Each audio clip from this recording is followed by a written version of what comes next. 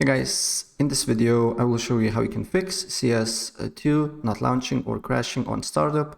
So without further ado, let's get started. First of all, what you need to do here, you need to completely close the game here and then right click on it, go to properties and installed files. And then you need to verify integrity of the game files.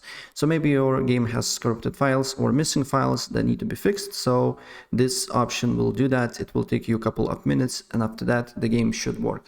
And if it's not, then you need to make sure that you updated your operating system and your GPU drivers. And to do so, to update your operating system, you need to go to settings, then you need to go to Windows Update, check for updates, and if there is an update for you that you need to download and install it, please do so.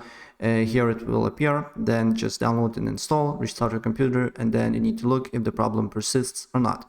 Same thing with your GPU, depending on what GPU you're using. I'm using NVIDIA, so there is an app called GeForce Experience.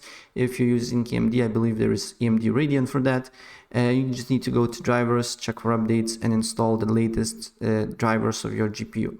And then restart your computer, and then you need to look if the problem persists or not. And also you can update your GPU through device manager.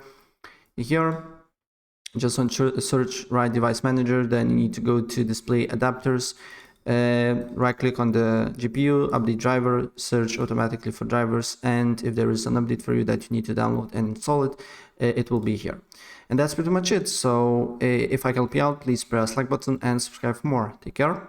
Bye.